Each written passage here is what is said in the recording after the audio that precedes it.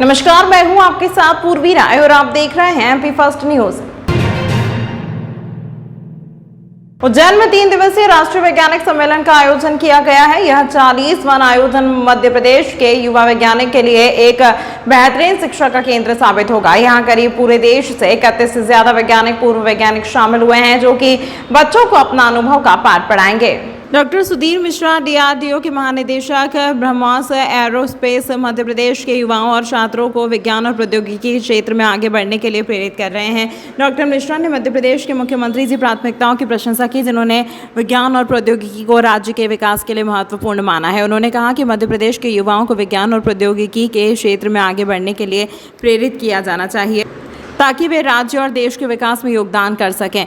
Doctor Mishra ने यह भी कहा कि मध्य प्रदेश के मुख्यमंत्री की विज्ञान और प्रौद्योगिकी के प्रति प्रतिबद्धता को देखकर उन्हें खुशी होती है और उन्हें उम्मीद है यही कि मध्य प्रदेश के युवा विज्ञान और प्रौद्योगिकी के क्षेत्र में नए आयाम स्थापित करेंगे।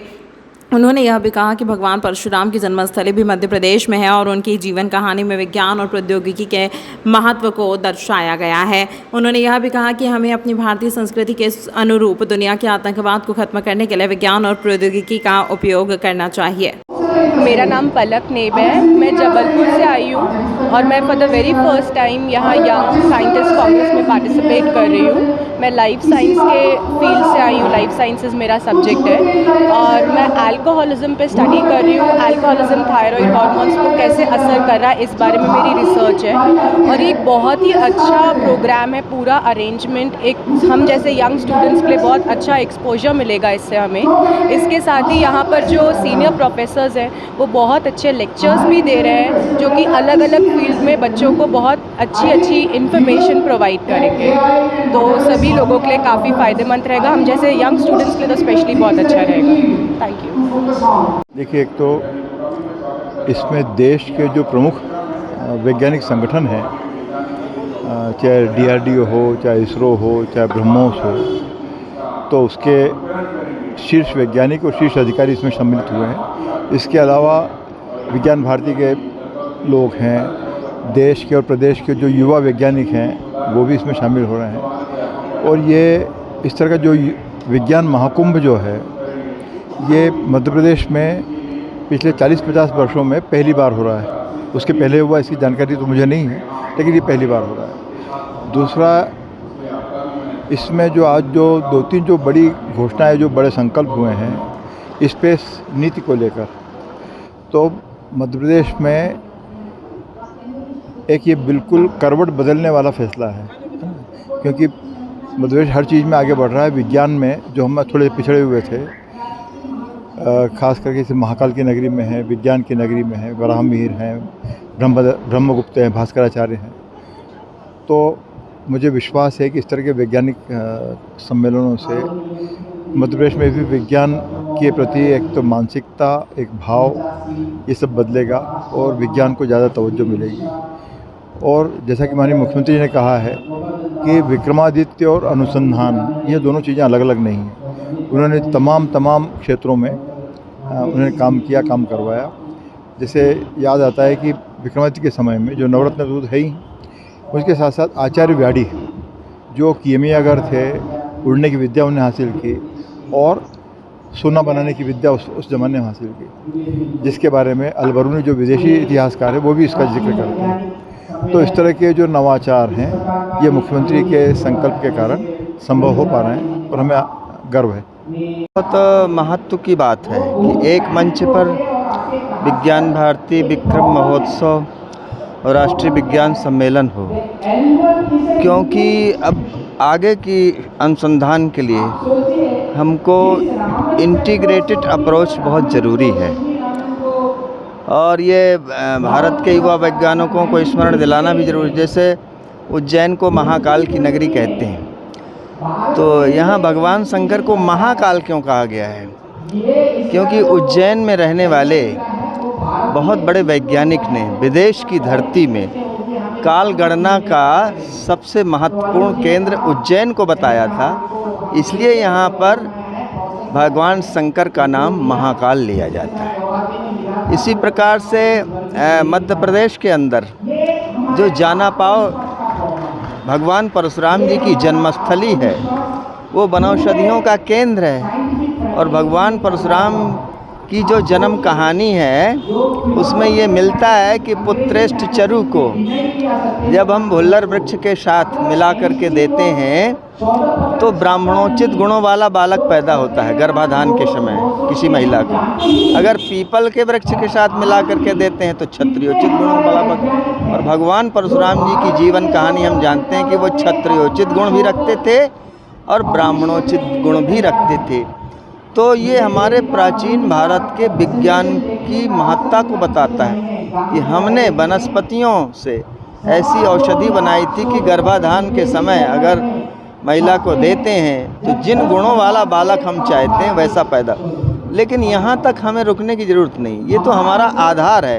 लेकिन हमारे युवा वैज्ञानिकों को अब यहाँ से आगे अनुसंधान करने पड़ेंगे, तभी तो उसमें मेहनत करनी पड़ेगी। तो हम वनौषधियों का केंद्र है जाना पाओ इंदौर के पास में महू ज़िले में। तो अब हमें वैज्ञानिकों को, हमारे खास तौर से युवा वैज्ञानिकों को इसके आगे रिसर्च करनी चाहिए कि जिन जिन गुणों को बालक पैदा हम करना चाहते हैं तो वहाँ औषधियों से फिजिक्स लगाकर, केमिस्ट्री लगा करके, म्यूज़िक लगा करके, क्योंकि क्लासिकल म्यूज़िक का जब हम एक्सपोजर करेंगे तो मटेरियल्स की प्रॉपर्टी बदल जाती है। तो जैसे हम smart materials for the smart man, smart man मतलब जस्ट लाइक भगवान परशुराम कि जैसा जिन गुणों की आवश्यकता जब हमको पड़ती है तो वैसा गुण जो है तो हमारे देश के लिए, दुनिया के लिए, ब्रह्मांड के लिए हम पैदा कर सकें। इसलिए ये जो युवा छात्र और वैज्ञानिक हैं तो उनको इस प्रोग्राम के माध्यम से ये पता चलता है कि वो क्या कर सकते हैं और कितने अवसर हैं, और अगर वो विज्ञान पढ़ेंगे तो वो कहाँ तक जा सकते हैं। और आज जब मैं बच्चों से बात कर रहा था तो मेरा भी यही उद्देश्य था उनको बताना कि आप कहाँ तक पहुँच सकते हैं। और जहाँ तक बात है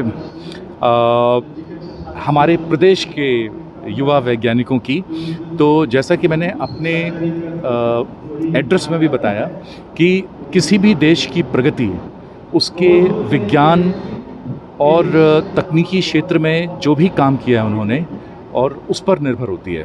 आप अमेरिका का उदाहरण ले लें या चीन का उदाहरण ले लें या भारत का ले लें, तो अमेरिका और चीन की जितनी भी प्रगति हुई है ये विज्ञान के कारण ही हुई है। और भारत में भी हमने जो 5वें स्थान को प्राप्त किया है इकोनॉमिक क्षेत्र में, वो भी विज्ञान के कारण ही किया है। और हम तीसरे पर पहुंचेंगे वो भी विज्ञान के कारण पहुंचेंगे।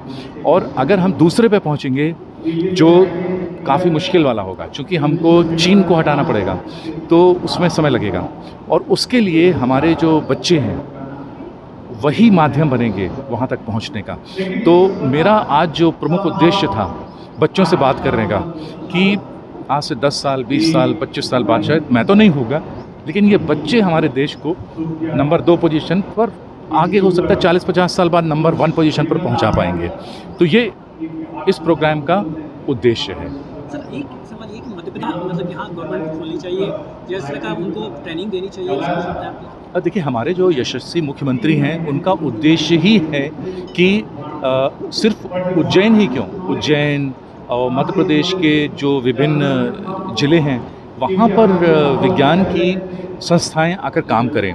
और देखिए मैं आपको एक बात फिर से बताना चाहता हूँ कि हमारे जितने भी इंजीनियरिंग कॉलेजेस हैं, इंस्टीट्यूट्स हैं, एकेडमीज़ हैं और जो गवर्नमेंट के जो रिसर्च और डेवलपमेंट संस्थान हैं, उन सब में ये प्रावधान है कि वो इनोवेशन सेंटर उन्होंने बनाए हुए हैं उनके अंदर, लेकिन उनके अंदर लोग आते नहीं हैं, लोग मिल नहीं रहे उनको, खाली पड़ी हुई हैं लैब्स। क्यों खाली पड़ी हुई हैं? खाली इसलिए पड़ी हुई हैं कि एक जो साइंटिफिक टेम्परामेंट होता है, जो एक वैज्ञानिक दृष्टिकोण होता है, वो मिसिंग है, वो कम है। तो इन प्रोग्राम के माध्यम से उनको बताया जाएगा कि आपको अगर कुछ भी करना है तो विज्ञान का सहारा तो लेना पड़ेगा आपको। हमने हमारे देश में बहुत सारे इंजीनियर्स हैं, डॉक्टर्स हैं, लॉयर हैं, चार्टर्ड अकाउंटेंट्स हैं, अकाउंटेंट्स हैं और आर्टिस्ट हैं, सब हैं, बहुत सारे। वैज्ञानिकों की कमी है, तो हमको वैज्ञानिक चाहिए जो नए नए काम करके और हमारे देश को, प्रदेश को, देश को और उज्जैन को एक प्रॉस्पेरस, समृद्ध शहर बना सके। आप चीन के वीडियो देखते हैं, उनके छोटे छोटे शहर कितने सुंदर दिखते हैं, तो हमारा उज्जैन तो हजारों सालों से अग्रणी रहा है वैज्ञानिक क्षेत्र में, तो क्यों ना विश्व का सबसे सुंदर नगर दिखे, हमारे भारतीय तरीके से सुंदर दिखे। सिर्फ सीमेंट और कंक्रीट और ग्लास लगाने से सब चीज़ें सुंदर नहीं हो जाती हैं, हम उनको दूसरे तरीके से सुंदर बनाएंगे, जो हमारा अपना जो कल्चर है, हमारा जो अपना विज्ञान है, उसके आधार पर बनाएंगे। तो इस प्रोग्राम का उद्देश्य ही यही है और विक्रमोत्सव में शामिल होने का मेरा ये 29 मार्च 2025 में शनि का मीन राशि में प्रवेश के साथ ही शनि का प्रभाव अलग अलग राशियों पर अलग रहेगा। शनि समय समय पर वक्री और मार्गी होते रहेंगे। मीन राशि पर शनि का गोचर अलग अलग राशियों तथा अलग अलग क्षेत्र में अपने प्रभाव डालेगा। यही नहीं, प्राकृतिक, सामाजिक तथा राजनीतिक आर्थिक विशेष परिवर्तन भी सामने दिखाई देंगे। कानूनी मामलों में संशोधन होंगे, धर्म अध्यात्म में वृद्धि होगी, जनमानस का जुड़ाव धर्म की ओर बढ़ेगा। जिस समय शनि का राशि परिवर्तन होगा उस समय पंचग्रही युति बनेगी। इन 5 ग्रहों में सूर्य, बुध, शुक्र, शनि, राहु मीन राशि पर रहेंगे। यह एक प्रकार का अद्भुत संयोग भी रहेगा। इस प्रकार की स्थिति धर्म, अध्यात्म, संस्कृति व सनातन परंपरा के लिए तो अनुकूल है ही साथ आधुनिक विज्ञान से संबंधित अलग अलग प्रकार के शोध एवं चिकित्सा क्षेत्र से संबंधित व्याधियों के निराकरण के लिए नए ट्रीटमेंट का लाभ आने वाले समय में मानव हित में प्राप्त हो सकेगा। साथ ही शनि ग्रह का उदय भी शनिवार के दिन ही रहेगा। यह भी एक प्रकार का अद्भुत संयोग है, क्योंकि इस प्रकार से उदय और प्रवेश का योग सालों में बनता है। और मुख्यतः यह भी है कि इसी दिन चंद्रमा का भी पंचग्रही युति के साथ संबंध बनेगा। इस दिन पितरों के निमित्त तर्पण, पूजन तथा शनि महाराज का तिलाभिषेक एवं शनि की वस्तुओं का दान करने से शनि महाराज की कृपा प्राप्त होती है। जिन जातकों को शनि की 7.5 अथवा ढैया लगा है उन्हें शनि की उपासना निरंतर करनी चाहिए। यह करने से उनके कार्य में आ रही बाधा की निवृत्ति होगी और सफलता की प्राप्ति होगी। भारतीय पंचांग की गणना के अनुसार चैत्र मास के कृष्ण पक्ष की अमावस्या इस बार शनिवार को आ रही है। यह शनिश्चरी अमावस्या के नाम से जानी जाएगी। इसी दिन भारत के सुदूर प्रांतों में अर्थात भारत से अलग सूर्य ग्रहण होगा। भारत में किसी प्रकार के ग्रहण की कोई स्थिति नहीं है। और सबसे मुख्य बात यह भी आती है कि इस दिन पंचग्रही युति का संबंध होगा, जिसमें सूर्य का, राहु का, शनि से संबंध, एक अलग प्रकार की केंद्र स्थिति और त्रिकोण की स्थिति इस दौरान रहेंगी। इस बार यह अवश्य है कि इस युति का अलग अलग प्रकार का प्रभाव राजनीतिक, सामाजिक और आर्थिक दृष्टिकोण से होगा।